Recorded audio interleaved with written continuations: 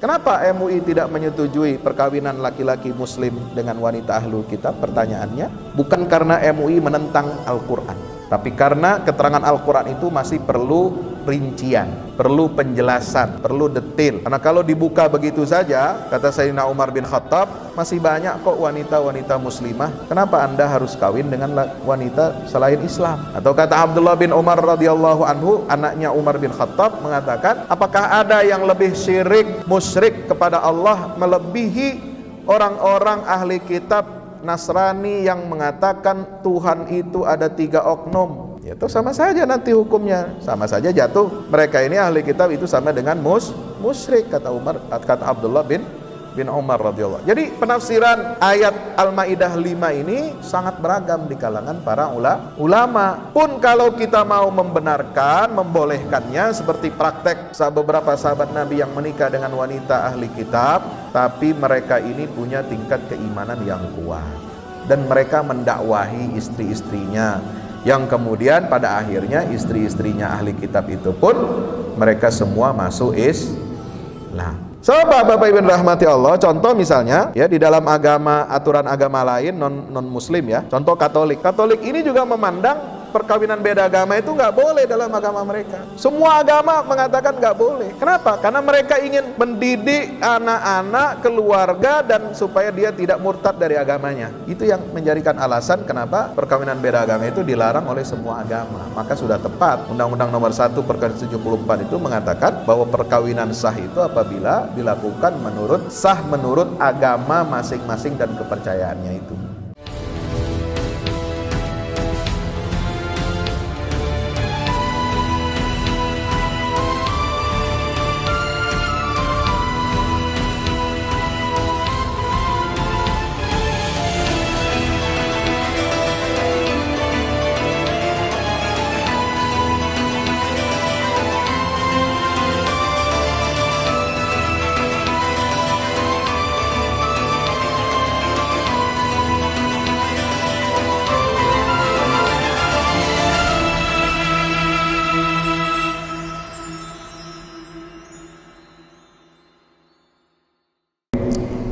Assalamualaikum warahmatullahi wabarakatuh.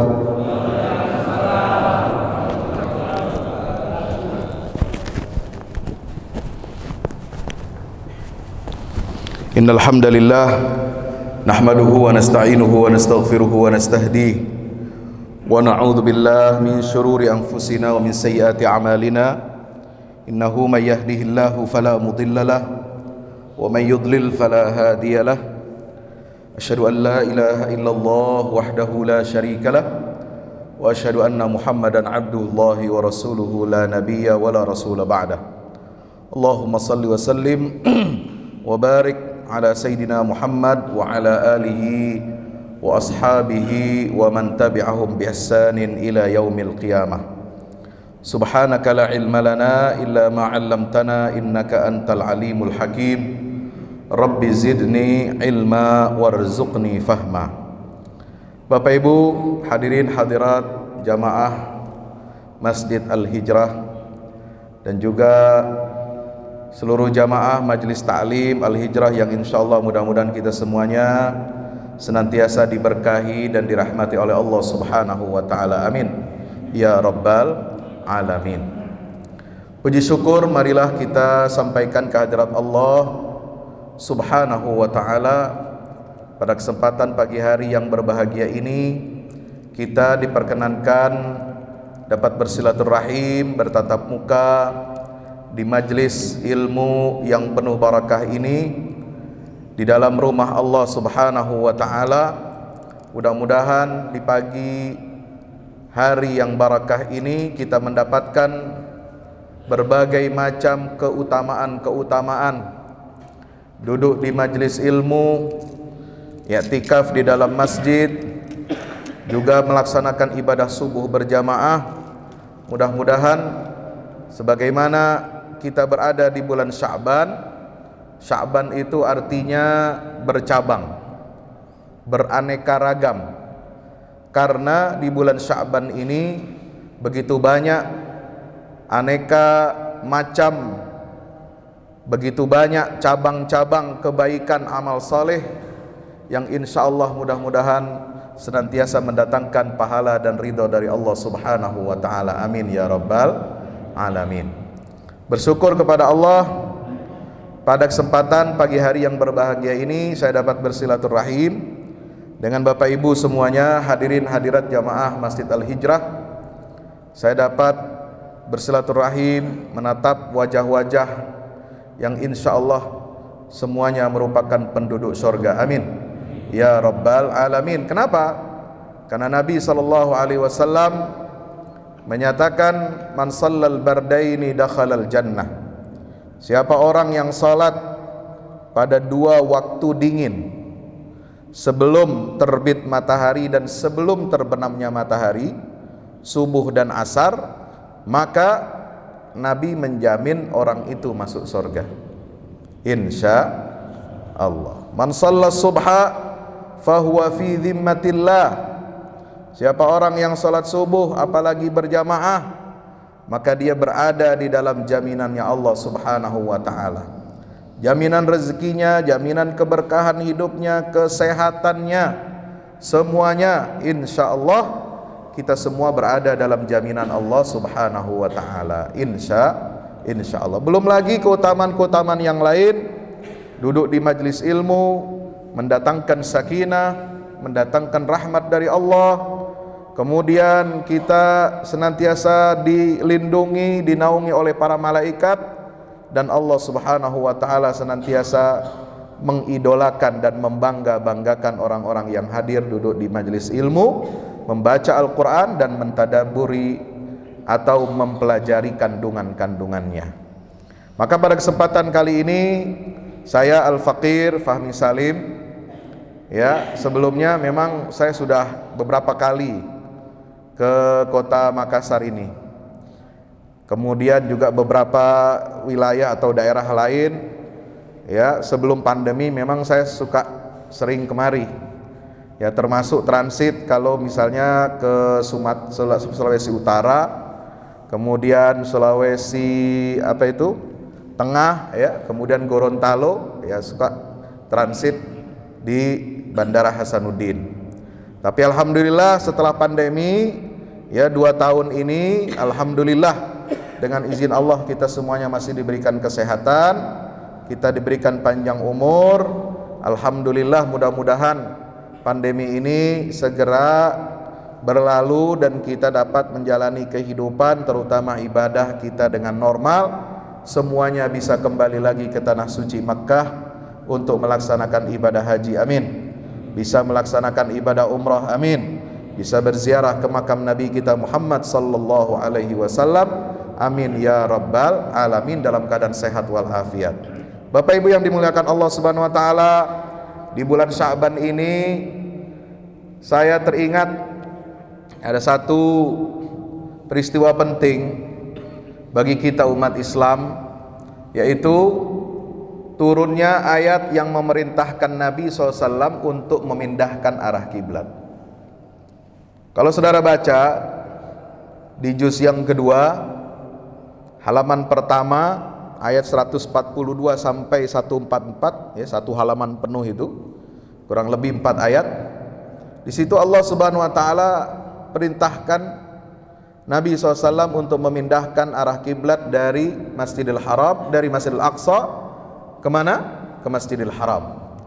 Qad nara taqalluba wajhika fis sama' falanwalliyannaka qiblatan tardaha fawalli wajhaka syatral Masjidil Haram.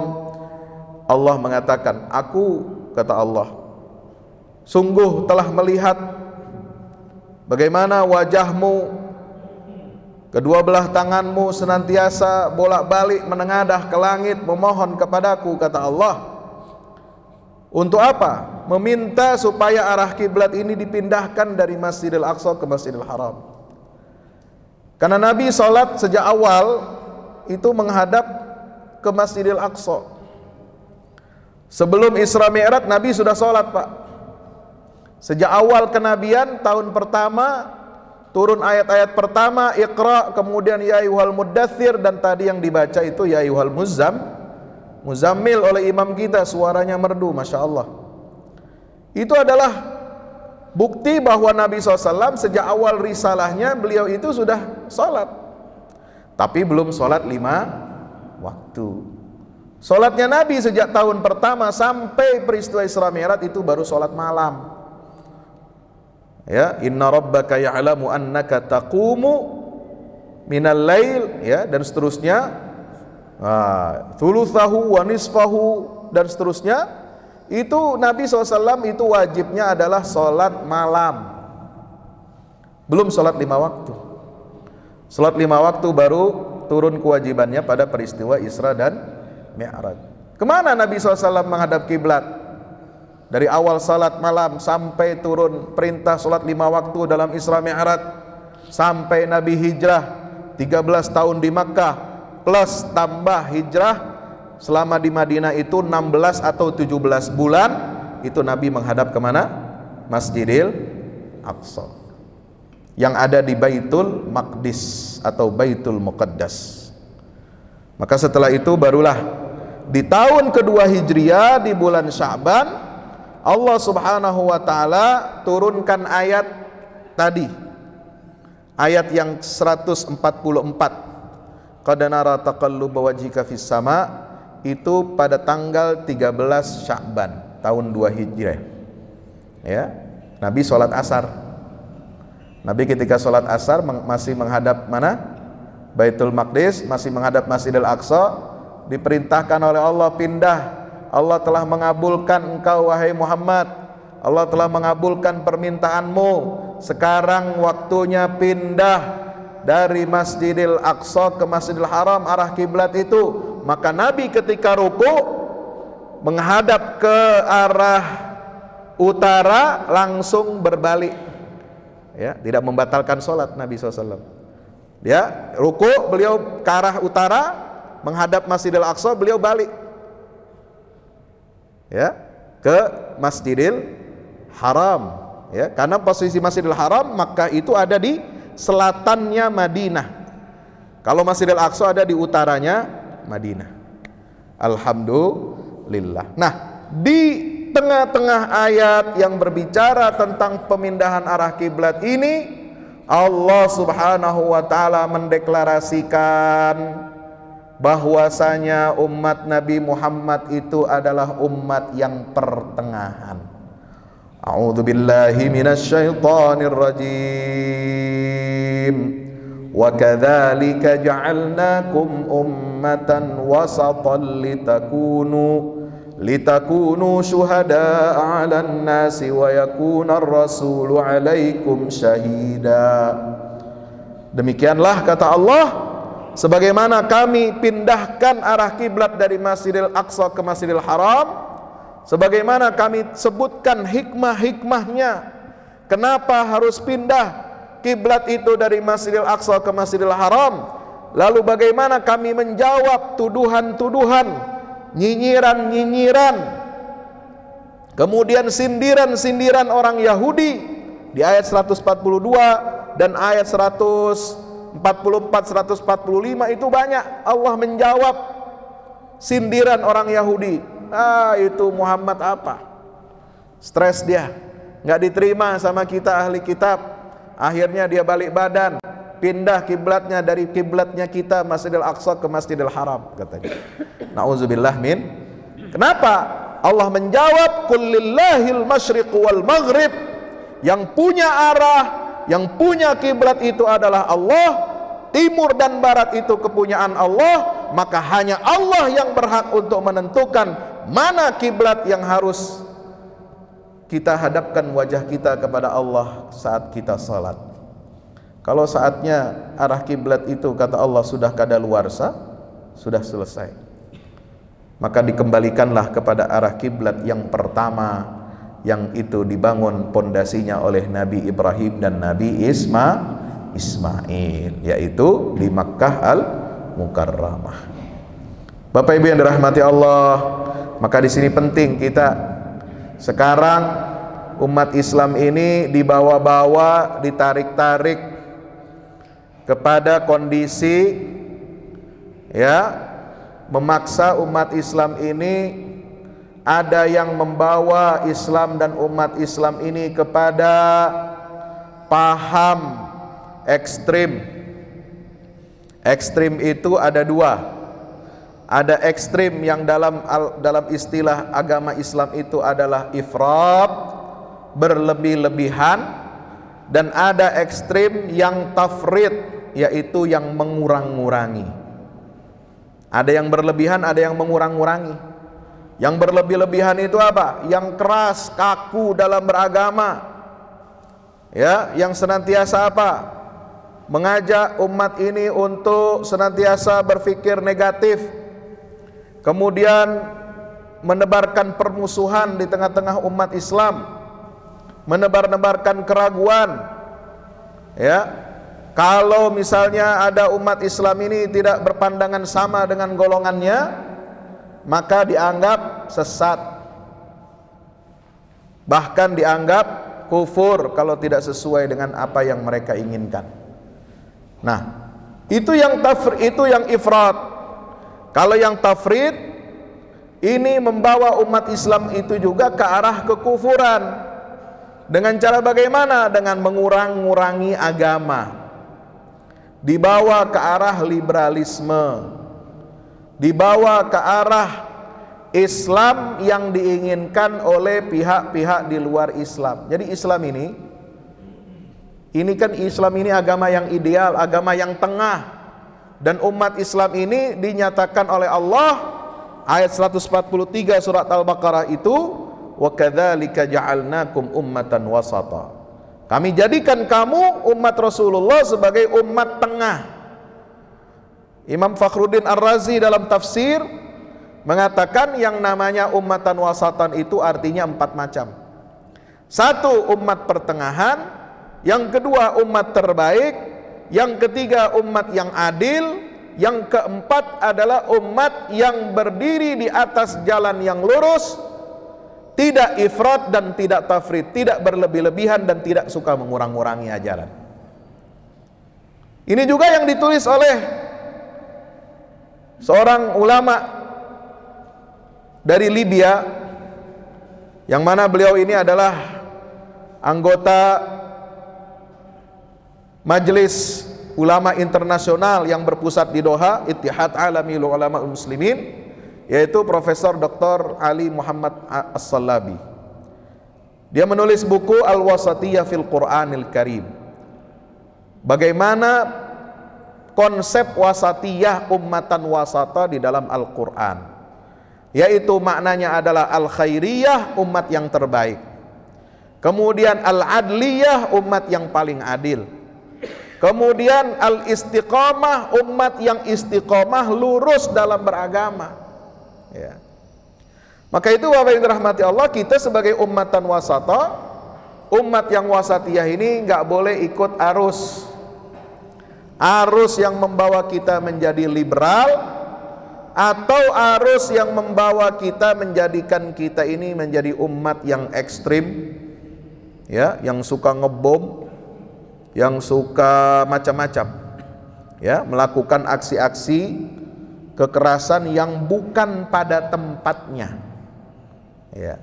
Islam betul mengajarkan jihad, ada ayatnya, ada qital, peperangan, ada di dalam Al-Quran dan Sunnah, dalam bab pelajaran fikih, dalam syariat, ada semua diatur, tapi bukan dalam bentuk aksi-aksi terorisme, bom bunuh diri, baik kepada sasarannya itu umat Islam atau kepada non-muslim ahli zimmah.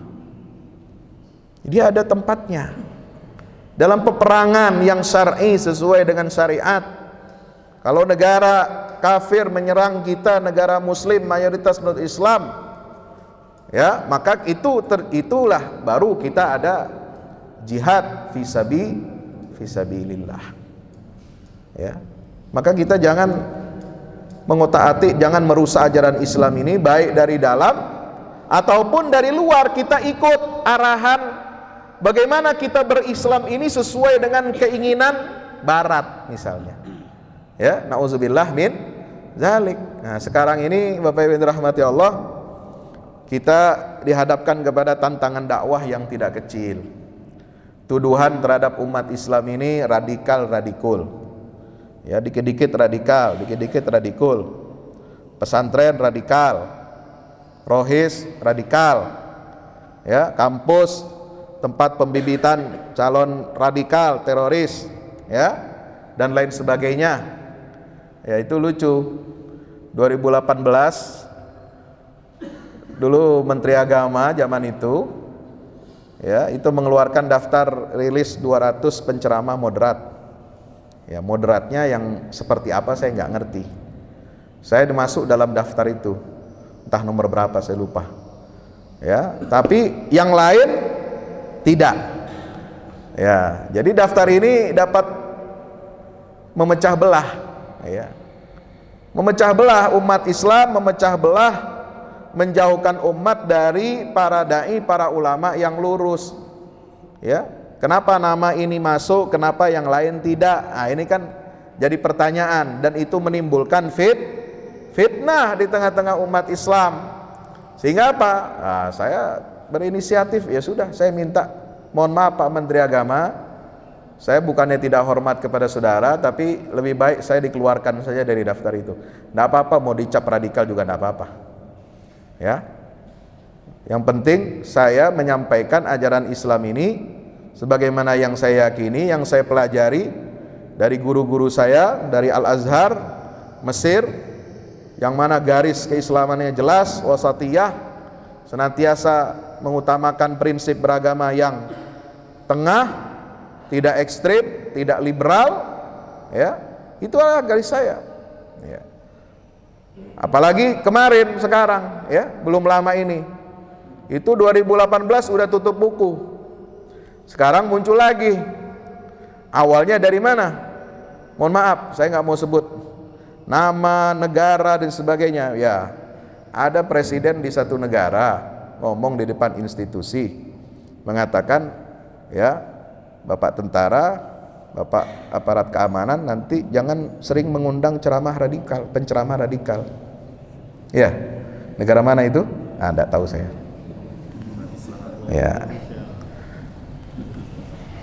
jangan sering mengundang penceramah radikal. Tidak lama setelah itu keluar daftar rilis 180 penceramah radikal katanya.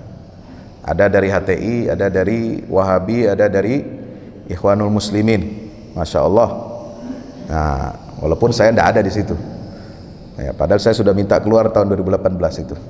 Ya, Bapak Ibu yang dirahmati Allah Subhanahu Wa Taala. Ya, ini kemudian, ya, itu tidak resmi, itu tidak resmi. Tidak ada pihak yang berani terang-terangan menyatakan ini rilis ini adalah kami yang mengeluarkan, kami yang membuat, nggak ada yang berani. Tapi ini sudah seperti memancing kail, ya, memancing di air keruh. Ya, sudah ada permintaan seperti itu di satu negara, pimpinannya mengatakan demikian, kemudian ada beredar itu secara tidak resmi.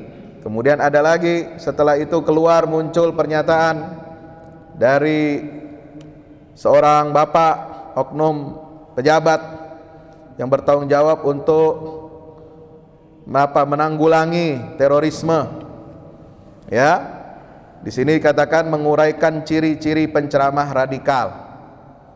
Ya, siapa yang radikal itu, ciri-cirinya diuraikan. Jadi urut, ya, beritanya itu urut.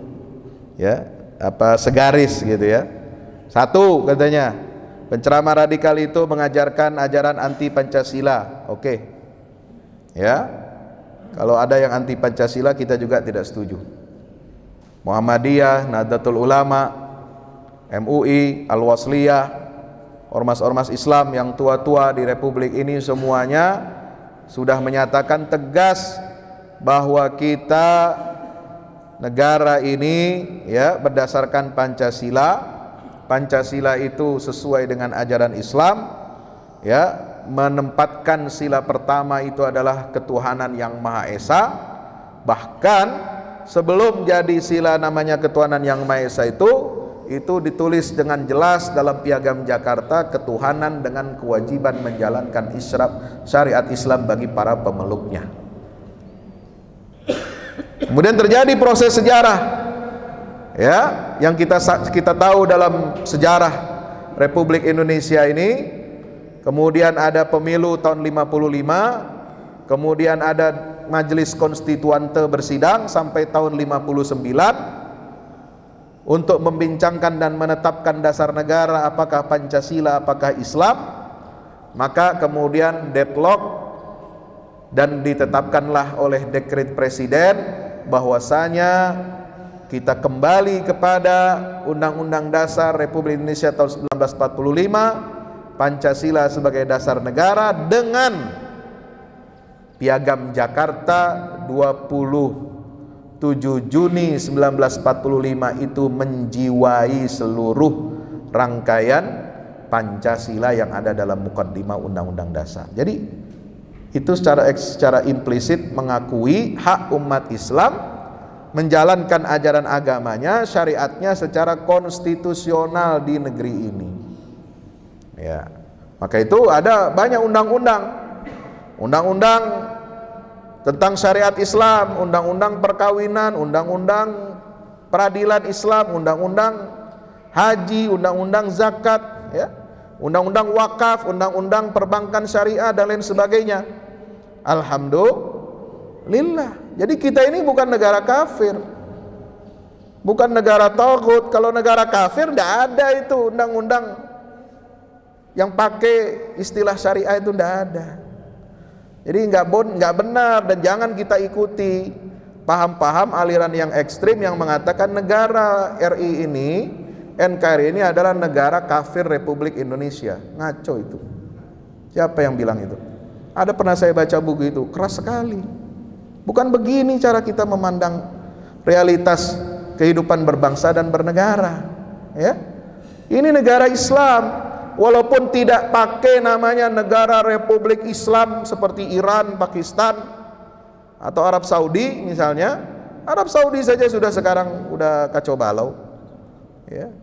Aturan-aturannya sudah mulai mengarah kepada liberalisme dan sebagainya dengan sekarang yang pemimpin yang sekarang ini, ya. Bapak Ibu dirahmati Allah, maka itu kita harus jaga nilai-nilai agama yang ada di dalam Pancasila ini, ya, harus kita jaga, kita rawat dengan baik, dan jangan kita ikut arus yang membenturkan, ya, arus yang maaf, kenapa listriknya mati apa? Hah? Otomatis kenapa? Oh, waktu. Oh ya. Jadi jangan kita ikut arus yang ingin membenturkan antara agama dengan Pancasila. Baik yang ingin menghantam dan menghancurkan Pancasila atas nama agama, atau sebaliknya yang ingin memisahkan Pancasila dari agama. Ini yang diinginkan oleh kelompok sekuler dan kelompok liberal di negeri ini. Nauzubillah min zalik, ya. Maka itu ciri yang pertama ini, katakanlah oke, kita sama dengan Anda. Ya, yang radikal itu adalah yang anti Pancasila. Yang kedua, ini bermasalah, mengajarkan paham takfiri yang mengkafirkan pihak lain yang berbeda paham maupun berbeda agama. Ya. Mengkafirkan pihak lain di antara umat Islam yang berbeda paham itu jelas sesat. Ya. Kata Nabi SAW, siapa orang yang mengkafirkan saudaranya, maka tuduhan kekafiran itu akan berbalik kepada dirinya. Ya. Kalau orang mengkafirkan orang Islam, dia sholat, masih sholat, walaupun dia ahli maksiat, walaupun dia berjudi, berzina, nggak boleh kita kafirkan. Itu paham ahli sunnah wal jamaah. Ya, kita bukan khawarij, kita bukan mu'tazilah. Ya, kalau khawarij ada orang Islam maksiat udah kafir. Kalau itu yang dipakai sebagai sandaran kita umat Islam, yang itu tidak sesuai dengan Quran dan sunnah praktek Nabi SAW, maka kafir semua orang Islam. Siapa di antara kita yang nggak pernah maksiat? Tunjuk tangan. Ada yang nggak pernah maksiat? Anda maksiat lisan, mata, telinga? Ada? Kafir semua berarti kita ini, walaupun kita sholat, ya. Nggak boleh begitu. Ini paham takfiri yang mengkafirkan orang Islam walaupun dia berbeda paham dengan kita, itu nggak boleh. Beda amalia sedikit, beda masalah khilafiyah, ya, khilafiyah dalam akidah, khilafiyah dalam fikih. Jangan kita main mengkafirkan orang, ya. Udah selesai urusan apa? Urusan khilafiyah itu udah selesai. Silahkan kita sholat dengan cara ibadah masing-masing selama syarat dan rukunnya sama semua, waktunya sama 5 waktu, ya. Aturan sholatnya sama, cuma beda apa? Cara baca doa iftitahnya beda redaksinya, ya nggak masalah, ya. Kunut nggak kunut, jahar tidak jahar, baca basmalahnya, itu bukan perkara yang mengkafirkan, mengeluarkan seorang dari Islam, ya.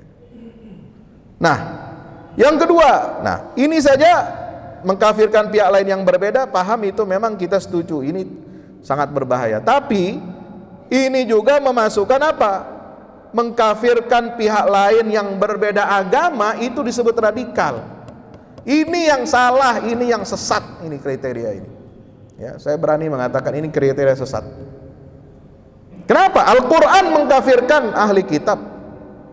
Al-Quran yang mengkafirkan orang musyrik. Lam yakunil ladzina kafaru min ahlil kitab wal musyrikina munfakkina hatta ta'tiyahumul bayyinah, ya. Jadi jangan ini lembaga negara mau mengatur-ngatur kriteria tentang agama, berbahaya sekali. Kalau tadi kita setuju mengkafirkan pihak yang berbeda agama, itu jelas salah. Tapi kalau mengkafirkan pihak yang berbeda agama, ya memang kafir, mau diapakan, ya. Yang nggak boleh kita berbuat zalim semena-mena kepada orang yang berbeda agama dengan kita, nggak boleh. Kita punya tetangga non muslim, Kristen atau Katolik atau Hindu atau Buddha, Konghucu, ya jangan kita berbuat semena-mena atau menghalang-halangi mereka untuk ibadah. Kita menghalangi mereka untuk merayakan hari agamanya, ya. Prinsip kita adalah lakum dinukum. Kita tidak ikut ritual agama mereka, mereka juga tidak perlu ikut ritual agama kita. Tidak usah campur-campur agama dalam satu tempat, ya. Orang saja risih, orang di luar Islam itu risih kalau umat Islam selawatan di gereja, risih mereka itu. Apa ini? Tidak usah mencampur-campurkan ritual ibadah di antara umat beragama yang berbeda. Tapi kita saling menghormati, kita hidup bertoleransi, kita hidup menjaga kedamaian, persatuan dan kesatuan bangsa, itu betul. Tapi kalau ada aturan kriteria yang mengatakan ciri penceramah radikal itu mengkafirkan pihak lain yang berbeda agama, jelas ini melawan Al-Quran. Karena ini akan berujung kepada paham pluralisme agama. Kita mendiamkan, ya. Kita membiarkan kekafiran itu, kemudian kita tidak menganggap itu adalah sebuah kekafiran. Kita nggak boleh seperti itu. Al-Quran mengatakan, laqad kafaral ladzina qalu innallaha thalithu thalathah. Orang yang meyakini Tuhan itu ada 3 oknum, kafir. Laqad kafaral ladzina qalu innallaha wal masih ibnu Maryam, yang mengatakan Al-Masih putra Maryam itu Tuhan, adalah kafir. Quran yang menetapkan, ya. Orang musyrik kafir semua, ya. Yang dinamakan kafir itu adalah siapa yang tidak beriman kepada Allah dengan tauhid seperti yang diajarkan Allah, seperti yang diinginkan oleh Allah. Banyak di dunia ini manusia beragama percaya Tuhan banyak, tapi percaya Tuhannya bermacam-macam. Ada yang percaya Tuhan itu banyak, ada yang percaya Tuhan itu tidak ada yang percaya Tuhan itu bagaimana, tapi yang seperti yang diajarkan oleh Islam adalah tauhid kepada Allah Subhanahu wa taala. Tuhan itu ada tapi cuma satu, esa, tidak berbilang, ya. Nah, ini Bapak Ibu yang dirahmati Allah Subhanahu wa taala. Yang ketiga katanya menanamkan sikap anti pemimpin atau pemerintahan yang sah. Nah, ini pasal karet. Ini karet ini. Ya, kalau memang itu misalnya ada penceramah yang provokatif, agitatif, menyerang pemerintahan yang sah tanpa alasan, ya, tanpa kemudian argumentasi yang kuat, sekedar ingin menjatuhkan lalu kemudian ingin melakukan kudeta, nah itu jelas sesat, ya. Tapi kalau mengkritik kebijakan pemimpin boleh tidak? Boleh, selama itu bisa dipertanggungjawabkan. Makanya pemerintah itu ada yang ngontrol, ada eksekutif, ada legislatif, ada yudikatif. Apa fungsi legislatif? Fungsi pengawasan, fungsi perundang-undangan, fungsi anggaran, kan itu yang kita pelajari. Pengawasan ya wakil rakyat mengawasi pemerintah, kebijakan pemerintah ini benar apa enggak, anggarannya diawasi benar apa enggak, ada penyelewengan apa tidak, ada korupsi atau tidak, itu diawasi. Kalau semua digiring untuk fulur satu kata iya, nah, dulu apa istilahnya itu, ABS, asal Bapak senang, zaman Orde Baru ya, asal Bapak senang, ya sama saja, setiap pemerintahan maunya begitu. Yang penting pemimpinnya senang, ingin selalu dipuji-puji, ya, tidak boleh ada yang mengkritik sedikit nanti kena pasal tuduhan penghinaan. Nah, ini kadang-kadang kita nih aneh, negara katanya menganut demokrasi tapi orang mengkritik secara ilmiah kebijakan lalu dianggap menghina. Nah, ini kan nggak benar, dikit-dikit lapor ya. Nah, Bapak Ibu yang dirahmati Allah, maka itu kita harus membedakan mana yang anti pemerintah atau negara, ya, dengan mana yang sifatnya pengawasan dan kritik oleh rakyat, oleh para ulama. Ulama boleh mengawasi, oh iya, itu tugasnya ulama, mengawasi, terutama dalam masalah keagamaan. Apalagi kalau misalnya lembaga negara mengeluarkan kriteria seperti itu berkaitan dengan agama, berkaitan dengan syiar agama, dakwah agama. Kalau kriteria itu bertentangan dengan Quran dan Sunnah, tugas kewajiban ulama itu mengingatkan dan mengoreksi. Tolong Bapak, ini nggak benar kriteria, koreksi. Ini tidak sesuai dengan Quran, ini tidak sesuai dengan hadis, ini tidak sesuai dengan pendapatnya seluruh ulama kita, ijma dari masa ke masa dan lain sebagainya, ya. Ya, yang nggak boleh itu kalau kita ada fitnah, kita mengadu domba, kita menyebarkan berita bohong dan lain sebagainya, ya. Nah, itu nggak benar. Cari mengkritik pemerintah atau mengkritisi kebijakannya, pakailah cara yang baik, cara yang konstitusional. Insya Allah, tulis, kaji secara ilmiah, judicial review. Ada yang nggak setuju, misalnya ibu kota pindah, ya bikin judicial review. Jangan pakai cara-cara di luar konstitusi yang sudah kita sepakati. Kan ada undang-undangnya, undang-undangnya nggak setuju, protesnya kemana? Mahkamah Konstitusi. Ajukan judicial review untuk meninjau ulang, ya, supaya dibatalkan misalnya, kan begitu. Bapak Ibu yang dirahmati Allah Subhanahu wa taala, jadi dari 5 ciri itu ada 2 hal yang kita kritisi. Ya, Majelis Ulama mengkritisi itu minimal 2 hal. Oke, yang lain kami sepakat, ya, tentang ciri-ciri seperti itu. Tapi tolong ini membedakan mana sikap kritik dengan yang anti pemerintah. Jangan semua ulama atau intelektual yang mengkritisi kebijakan lalu kena ciri radikal semacam ini, ya, lalu dilaporkan, lalu kemudian dipidanakan. Atau yang ketika kita menjelaskan dalam ceramah, tablik atau kajian-kajian di majelis ta'lim menerangkan tentang iman dan kufur, menyinggung masalah kekafiran ahli kitab, orang musyrik, lalu kita kena pidana nanti. Lalu kita disebut radikal. Ya, nanti ditangkap pula sama Densus. Ya kan repot kalau begini, ya. Bapak Ibu yang dirahmati Allah Subhanahu wa taala, maka ayo kita ini kembali kepada ummatan wasata. Ummatan wasata dalam Quran ini, pemindahan arah kiblat itu enggak sembarangan. Arah kiblat itu dipindahkan oleh Allah untuk menegaskan bahwa Islam itu ada di tengah-tengah antara agama Yahudi dan Nasrani. Yahudi terlalu berorientasi kepada materialisme, meninggalkan aspek akhlak, spiritual, ruhiyah, sementara Nasrani itu memprioritaskan aspek spiritual saja, materinya ditinggalkan. Maka Islam itu punya konsep apa? Rabbana atina fid dunya hasanah wa fil akhirati hasanah wa qina adzabannar. Hidup di dunia ini kita harus dapat kebaikan di dunia dan kebaikan akhirat.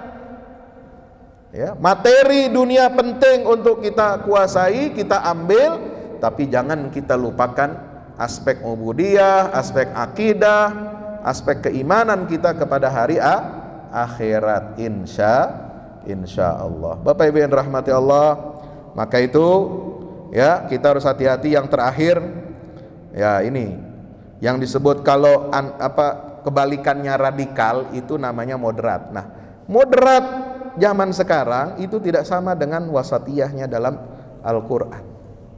Moderat yang kriteria barat itu adalah moderat, seorang muslim dikatakan moderat kalau mereka menerima dan mendukung nilai-nilai hak asasi manusia. Ini agama baru, hak asasi manusia ini. Contoh, orang kawin beda agama dibela-bela, katanya apa? Itu hak asasi manusia. Ya, ini agama baru jadinya. Ya, contoh, kita tidak boleh menyesatkan aliran sesat. Kenapa? Karena itu hak asasi dia meyakini apa yang dia yakini walaupun sesat. Nah, ini bahaya juga, ya. Kalau gitu kriteria aliran sesat MUI itu tidak berlaku karena udah dihapus semua dengan hak asasi manusia. Siapapun berhak ya membuat aturan-aturan, keyakinan-keyakinan agama walaupun itu sesat, bertentangan, keluar dari ajaran Al-Quran dan sunnah Nabi kita Muhammad SAW. Ya. Moderat itu dikatakan orang yang menerima kebebasan beragama. Pindah agama udah kayak ganti celana dalam semaunya, ya. Menerima pluralisme, menerima hukum sekuler, ya. Ini disebut oleh RAND Corporation. RAND Corporation ini lembaga di Amerika, tugasnya untuk menyebarkan paham Islam moderat. Islam moderat menurut Barat, bukan menurut Al-Quran. Ya, Muslim moderat itu yang menolak konsep syariah. Ya, umat Islam itu ya Islam aja, sholat aja, tapi tidak perlu menegakkan syariat. Maka ada orang yang bilang itu di media sosial itu, siapa itu? Ya, yang bilang Islam yes, agama saya Islam, tapi saya tidak meyakini syarat Islam itu wajib ditegakkan. Ya, Islam yes, syariat Islam no. Nah, ini sekuler, ini liberal, ini Islam moderat menurut siapa? Barat. Ya, itu bukan Islam wasatiyah. Islam moderat yang menerima pandangan kaum feminis. Feminis ini ingin menyetarakan laki-laki dan perempuan dalam semua hal, termasuk dalam ibadah. Ada tokoh liberal yang mempromosikan perempuan jadi khatib dan sholat Jumat, imam sholat Jumat. Ya, safnya campur laki-laki dan perempuan, sejajar, setara. Ya, boleh sejajar walaupun dipisahkan atau dia campur. Kenapa? Dalam Islam katanya setara laki-laki dan perempuan. Ya. Jadi kalau perempuan makmum sholatnya itu di belakang laki-laki, itu katanya penghinaan. Ya. Padahal Rasulullah SAW tidak mengajarkan hal seperti itu. Ya. Ini persoalan pantas nggak pantas. Masa perempuan sholat di samping kita, nanti tidak husuk bapak itu. Ya. Ya. Perempuan sholat di depan kita. Bukannya kita sholat nanti, kita malah perhatikan gerakan perempuan nanti. Ya, Masya Allah. Maka ditaruh di belakang bukan untuk menghina, bukan untuk merendahkan perempuan, tidak. ya. Tapi untuk menjaga hati, menjaga pandangan laki-laki, karena jamaah ini semua harus menghadap Allah, orientasinya untuk Allah, harus khusyuk. Kalau ada satu gangguan halangan yang menghalangi kita dari khusyuk kepada Allah, ya itu nggak boleh ada di depan kita, ya.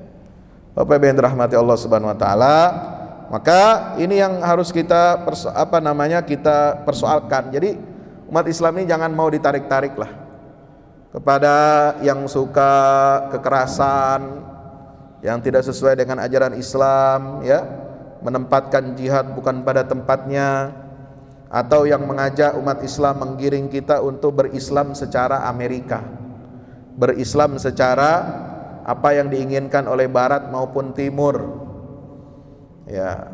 Maka label-label Islam itu tidak usahlah. Kalau umat Islam Indonesia ada, umat Islam di Amerika ada, umat Islam Jepang ada, umat Islam Australia ada, umat Islam Afrika ada. Tapi yang namanya Islam jangan dikapling-kapling sesuai dengan wilayah geografis. Ada Islam Indonesia, tidak ada. Islam Arab, tidak ada.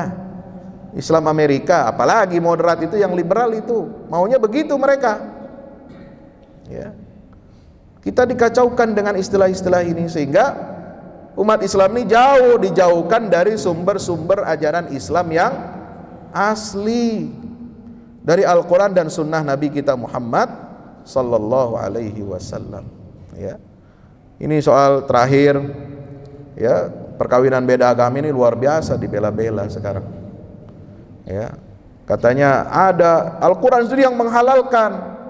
Iya, tapi itu bukan perkawinan beda agama secara umum, secara terbuka seluas-luasnya. Laki-laki menikah, laki-laki muslim menikah dengan wanita non-muslim, atau muslimah menikah dengan laki-laki non-muslim, bebas, sebebas-bebas. Tidak. Yang dibolehkan dalam Al-Quran itu hanya dalam satu kondisi, ketika seorang laki-laki muslim menikah dengan wanita ahlul kitab. Surat Al-Maidah ayat 5, wal muhsanatu minal ladzina utul kitaba, ya, dan seterusnya itu ada ditentukan, ya, wanita-wanita yang baik-baik. Nah, itu tulisannya Al-Quran itu mengatakan wanita-wanita yang terjaga. Baik-baik wanita itu dari kalangan ahli kitab. Artinya apa? Dia punya komitmen keimanan, kemudian bisa kita dakwahi. Dan laki-laki muslim yang menikahi wanita ahli kitab itu ada syaratnya, ya, nggak sembarangan, ya. Syaratnya apa? Dia harus kuat imannya, ya, imannya harus kuat, karena dia tidak boleh tergoda oleh istrinya lalu kemudian pindah agama, murtad. Nauzubillah min zalik. Mendidik anaknya dengan cara Islam itu harus, ya. Jangan sampai kita, anak-anak kita ini kemudian dididik secara agama non-Islam. Nah, itu yang mereka inginkan. Sehingga untuk menutup mafsadat, madharat, maka haramlah perkawinan beda agama itu sesuai dengan Al-Quran, Sunnah, dan fatwa Majelis Ulama Indonesia. Kenapa MUI tidak menyetujui perkawinan laki-laki muslim dengan wanita ahlul kitab? Pertanyaannya, bukan karena MUI menentang Al-Quran, tapi karena keterangan Al-Quran itu masih perlu rincian, perlu penjelasan, perlu detail. Karena kalau dibuka begitu saja, kata Sayyidina Umar bin Khattab, masih banyak kok wanita-wanita muslimah, kenapa Anda harus kawin dengan wanita selain Islam? Atau kata Abdullah bin Umar radhiyallahu anhu, anaknya Umar bin Khattab, mengatakan, apakah ada yang lebih musyrik kepada Allah melebihi orang-orang ahli kitab Nasrani yang mengatakan Tuhan itu ada 3 oknum? Ya, itu sama saja nanti hukumnya, sama saja jatuh. Mereka ini ahli kitab itu sama dengan musyrik, kata Abdullah bin Umar radhiyallahu. Jadi penafsiran ayat Al-Maidah 5 ini sangat beragam di kalangan para ulama.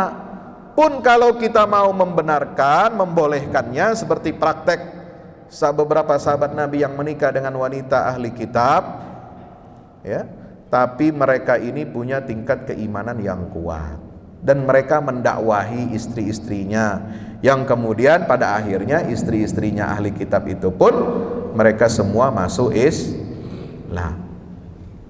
Sebab Bapak Ibu rahmati Allah, contoh misalnya ya di dalam agama, aturan agama lain non muslim ya, contoh Katolik.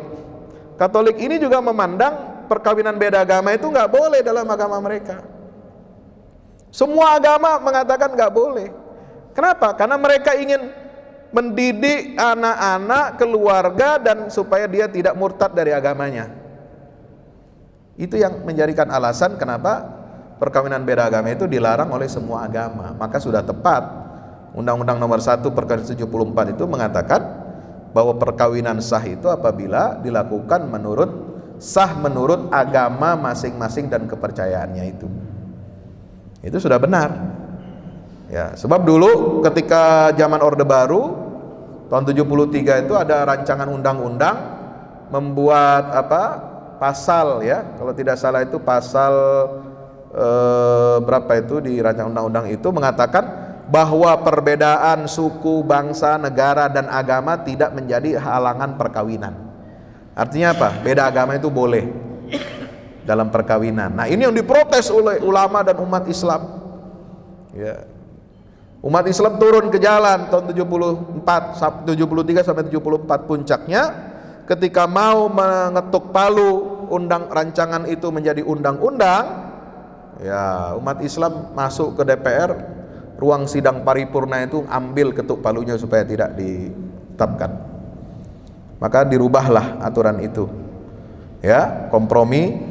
Maka lalu kemudian berdirilah Majelis Ulama Indonesia tahun 75. Buya Hamka itu tegas mengatakan, kalau ada orang Islam yang menerima konsep hak asasi manusia, bahwa agama itu bukan penghalang bagi terjadinya suatu perkawinan, maka berarti dia telah pindah dari agama Islam kepada agama hak asasi manusia. Maka boleh dianggap orang seperti itu dianggap kafir, fasik dan zalim, orang-orang Islam yang meninggalkan hukum syariat Islam lalu pindah dan bergantung kepada hak asasi manusia. Ini kata Buya Hamka. Tegas sekali. Jadi ulama itu begitu. Ya, jangan abu-abu ulama. Kalau ulama abu-abu nanti namanya ubaru. Ya. Bapak Ibu yang dirahmati Allah. Jadi agama lain saja melarang. Kenapa? Syaratnya ya, kamu boleh menikah dengan wanita laki-laki non Katolik katanya asal kamu setia kepada iman Katolik. Yang kedua, kamu harus wajib mendidik anak-anakmu secara Katolik dan membaptis anak-anakmu secara Katolik. Itu sudah janji seorang Katolik di hadapan pendetanya ketika menikah. Apakah kita mau seperti itu? Menerima konsep seperti ini? Membiarkan laki-laki atau perempuan muslim menikah dengan wanita selain Islam yang dia punya syarat begitu? Ya tidak bisa. Di mana tanggung jawab Anda sebagai orang tua, sebagai bapak, sebagai ibu, melahirkan anak dalam keadaan fitrah, suci, Islam, tapi kemudian kita menjadi penyebab dia berubah agamanya, berubah akidahnya. Fa abawahu yuhawidanihi au yunassiranihi au yumajjisanihi. Nauzubillah min dzalik. Mudah-mudahan Allah Ta'ala memberikan kepada kita kesabaran, kekuatan dan istiqamah dalam beragama, tetap lurus, tegak lurus di atas siratal mustaqim, tegak lurus di jalur ummatan wasata, jangan mau ditarik-tarik ke arah ekstrim ya, kekerasan atas nama agama, jangan mau ditarik-tarik kepada arah liberalisme yang ini juga sikap ekstrim untuk menganggap remeh dan mengurang-urangi ajaran agama. Nasrun minallah fathun qarib wa basyiril mu'minin. Wassalamu alaikum warahmatullahi wabarakatuh.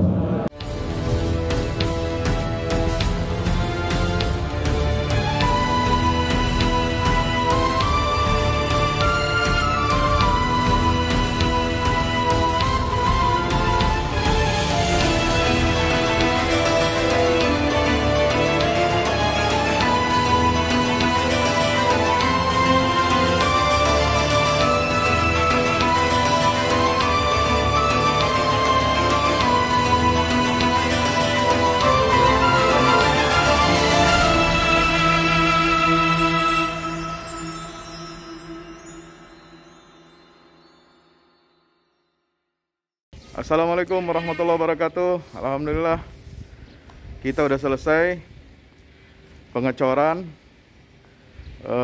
rooftop ya. Itu apa? Tangga buat ke bawah. Yang ini di atas buat toren 2 biji. Ini semua udah dikeliling tembok. Ya, ini untuk lantai paling atas buat futsal, buat jemuran, buat apa, tanaman hidroponik juga ntar insya Allah ya. Terus support ya teman-teman. Alhamdulillah terus selesai pengecorannya semuanya ya. Ini progres kita terbaru, dan jadi buat olahraga, buat utilities ya, multiguna. Nah, kita turun sini semua. Ini lantai 3. Ini untuk asrama ya, untuk kamar-kamar, dan nah di situ musola. Nanti di situ musola ya. Ini kamar-kamar dan musola buat santri-santri tahfiz kita insya Allah.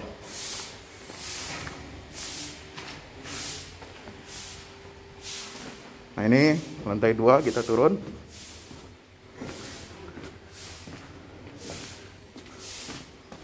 Ini untuk kelas-kelas ya. Kelas-kelas tahfidz, kelas-kelas tadabbur. Insya Allah mau udah jadi. Alhamdulillah ke dukungan antum semua. Nah, tinggal ke bawah di sini buat aula. Aula semua di sini ya. Mohon doanya terus, mudah-mudahan berkah, mudah-mudahan cepat jadi finishing. Kira-kira finishingnya ini butuh 1,5 M lagi ya. Mudah-mudahan. Al-Fatihah. Al-Fahmu Institute mempersembahkan serangkaian buku karya Ustadz Fahmi Salim LCMA. Buku pesan-pesan tauhid untuk negeri di masa pandemi. Buku mutiara ilmu-ilmu Al-Quran. Ada diskon 20% untuk buku tafsir sesat 58 esai kritis wacana Islam di Indonesia dan buku kritik terhadap studi Al-Quran kaum liberal. Anda dapat memesannya melalui layanan WhatsApp di nomor 08777 0637192 dengan format pemesanan ketik nama, alamat lengkap, nomor handphone, dan jumlah buku yang diorder. Ongkos kirim di luar harga buku dan menyesuaikan wilayah dengan paket standar. Lampirkan juga bukti transfer Anda ke rekening BNI Syariah di 0631 748573. Tunggu apa lagi? Pesan sekarang.